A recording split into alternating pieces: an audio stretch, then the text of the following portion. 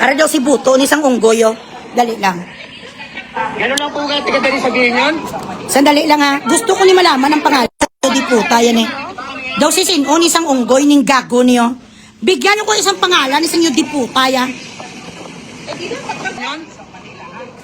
Ara sa wari do tunay sa. Anong bawal? Bakit bawal? Wala rin nagsabi kahapon sa amin na may ganon. Oo. Oo, sa Pilipinas meron yung ganito bawal. Hindi, dapat sinabi nyo rin sa amin kahapon na magaling. Sabi sa may ganon. Eh ngayon kung saan kami galing, wala naman kami nakatanggap na kahit ganon. Ano dito? Paano mo yan? Dapat may abiso sa ano. Pero wala na ho, tapos na po ha. Hindi na kayo ma-entertain. Yabaw. Magsumbong na kayo sa magsumbong sa Oo gani, bilating iloy kagit sakon. Ang Manila ho ang nagsasabi, walang pondo. Sige, walang problema. Sa Manila. Walang pondo ha. Tsuras ang amo. Oh.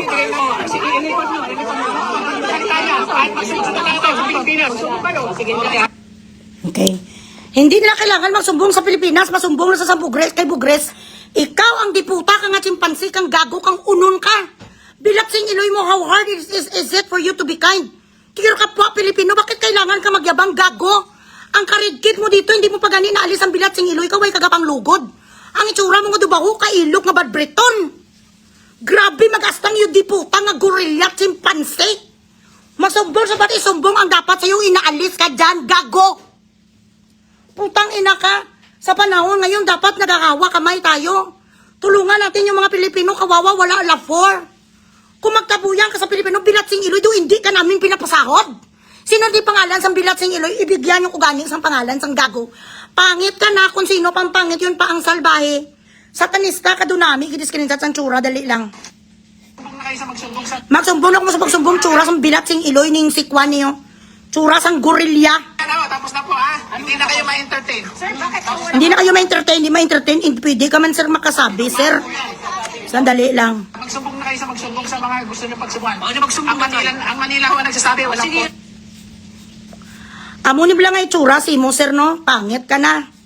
Tapos duwala kapag paligong bilatsing iloy mo, ang itsura mo nga daw paa kakabaho-baho sang imo nga kahimtangan, ayan ka ho.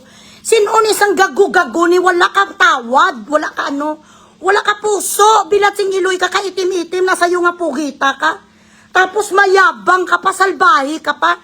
Your job entails to accommodate, to assist, and be kind to Filipino people because whatever you are putting inside your mouth comes from us. Kung paano pinapala mo ng pamilya mo ngayon ang bilatsing iloy kagaling sa sweldo namin. You are a public servant, hindi ka God. Ano nang akala sa mga nagtatrabaho ni sa mga gobyerno natin, bilatsing iloy, yung mga Hudiyo kayo? Huy, gago, Hudiyo! Second class citizen kami, OFW, bilatsing iloy, just because you're sitting behind the desk in a consulate all over the world does not give you the fucking right to belittle us. Just because you are working there in the Philippine consulate or embassy does not give you the right to try to underestimate us. Ang kalabanan, dira nga trabaho, mga architect, mga engineer, mga teacher, tapos mag-asta ang mga bilatsing iloy, do ang sahod sang gago. Ang itsura mo nga daw paa, kang gago ka. Sana kung magbalistik, minsan ikaw ang una-una nga maigo. Itong problema, kung kita lahat nagatrabaho sa mga gobyerno, do mga sibuto, ang mga yudiputa, ano ilang paligo ka sa isang araw, 50? Tapos sa mga OFW, bilatsing iloy, once a year ka panibin? Ang yayabang nyo. Senator Bongo, ang yayabang sa mga yudiputa, they do not belong in this fucking job. They belong in the fucking pantry. They belong in the fucking toilet.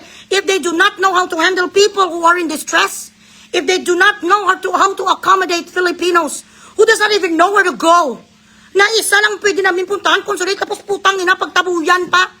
Kung sino dyan ang presidente, kung sino dyan ang embassy, you have to be an idiot if you still keep this piece of shit. Pag nandyan pa ning gago ning ulok-ulok nga pugita, kung hindi mo ni sa pag-terminate, gago ka din. You have to be a moron to keep this motherfucker. This person does not belong in the fucking embassy. Wala siya empathy sa Pilipino. He does not feel for our countrymen. Why do you put people who does not have a heart? Ang pag-hire sa kanila, ano ang first and foremost, alam ko to bilatsing iloy kasi dito, Kami na ang nagakwa, naggumagawa sang ibang policies sang embassy, minsan may nakakalusot sa amin nga mga rules and regulations and policy of embassy. So I know and I read a lot. Meron before sang hiring sa Philippine Consulate natin dito, kag nakalagay doon ang job description, isn't it? That you made an oath and you signed a contract, nag-promise kayo to be of service to the Filipino people. Bilatsing Iloy, ito ang service, wala na budget sa palalolo. Pwede ka magsabi mga kabayan, pasensya ka mo ha, wala ngayon, pero akin ang mga numbers nyo, listahin ko, ang mga numbers nyo, once na may darating ulit, tatawagan ko kayo, wala, nagid na tira, kabayan, sorry. At bakit Bilatsing Iloy ang 75 na Bereni, dinar 20 na lang?